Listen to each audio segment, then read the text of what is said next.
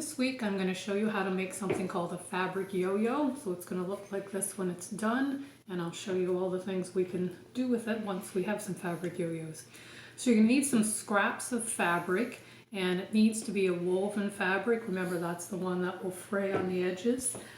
So not something like a t-shirt, but more the weight of sheets or old pillowcases or something like that would work if you don't have scraps, but this is a scrap I'm going to use. It's a great way to use up scraps.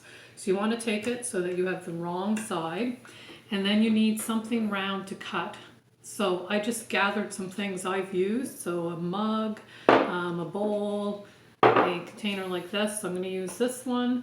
I'm just going to put it down on the wrong side, and then just take a pen and just draw around the edge. So the size that you make here, your yo-yo is actually going to end up being a lot smaller than that. It'll be about half the size. So you need to start with something that's probably about twice as big around as you actually want your finished yo-yo to be. The fabric also can't be too thick. So if you think of something like the denim for your jeans, that would be too thick. It wouldn't gather up. So it needs to be more like, as I said, cotton sheets or pillowcases, that kind of weight.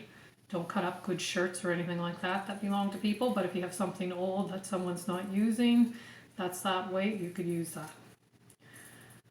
Okay, so once you have cut out around it, then you're ready to start sewing it. So you're going to take a spool of thread.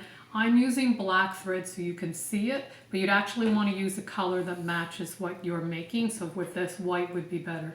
So just like we always did, you're going to have the length of your arm, but then go about half of that again. We want a fairly long piece of thread. Cut that off, and then you're going to thread your needle. And we're going to use a double length of thread. So once you get it through your needle, grab it and pull it through, double it so you have the ends together. So you can tie a knot the way that we have been tying them at school, and if you forget how to do that, you can watch the video on my website of how to tie a knot. But another way to do it when it's double like this is just take it, wrap it around your finger, and then rub your thumb and finger together till it comes off like that. Pull it down, and then rub again, pull it down until you have a knot.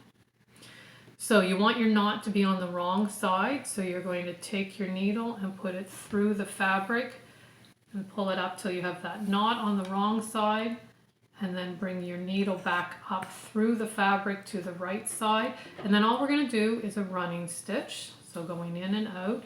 And we're doing that about 5 millimeters, half a centimeter from the edge. So you're just going to go in and out and keep on doing that around the edge of the whole circle. Okay, so you can probably go 2 or 3 times with each stitch and then pull all that up. So I already have another one here that I went all the way around with. So once you have it, when you get to the very end, you can see where the knot is. I actually made one more stitch sort of beyond the knot so that it's really all the way around. So then you're just going to start pulling on it. And as you pull, it's going to gather up.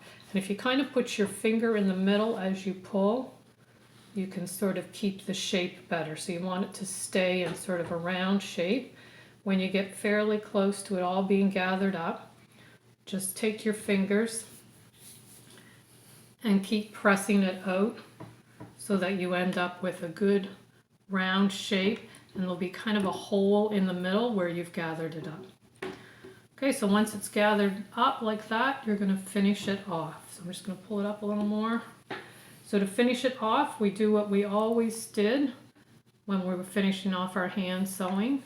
You're going to take 3 little stitches on top of each other where you ended off. So 1, 2, 3, and if you were using white thread, this really wouldn't show much at all. And then since we've got a double layer, once you're done that, cut it off. Take the 2 ends and tie them in a double knot. So tie it once, tie it again, and then trim those ends off. Okay, and then you can adjust it a little bit so that you've got it on this side, it has where you gathered it, and then on this side it's flat. So if you want to make it so that you don't have the raw edges showing, if you look at these two, this one is what I just did. So it's got raw edges showing there. If you want that to look neater because you want to use it so with that part showing, you can make it so it looks neater like this. And the way I did that is simply as I was going around, I turned a little edge under, and then just as I was going, I kept doing my running stitch around so that when you're finished and you pull it up, it's going to have that finished off edge instead of that raw edge. So that kind of depends what you want to use it for. So I've got some examples of things you could use it for. So in this one, I just took one, I sewed a button on the middle of it and then glued a magnet on the back, so that can be a magnet. This one, I took a couple of different sizes, so one that was using a smaller container, one a larger container, and then sewed a button in the middle of those, and I just glued that on the back of a stick, so you could make a bunch of those and you could have some flowers. You can have ones of different sizes and you can stack them. So I just took my thread and put one on top of the other, it went all the way through, came up through again, and then just tied that at the top. And for this I used a little bit thicker piece of thread that was used for quilting, so if you have any thicker thread it would be good for that. If you want to sew two together so that they're side by side like this, all I did is take the two edges like that, and then I sewed along the top here the same as when we made our pillow, when we did the slip stitching along the top of the pillow.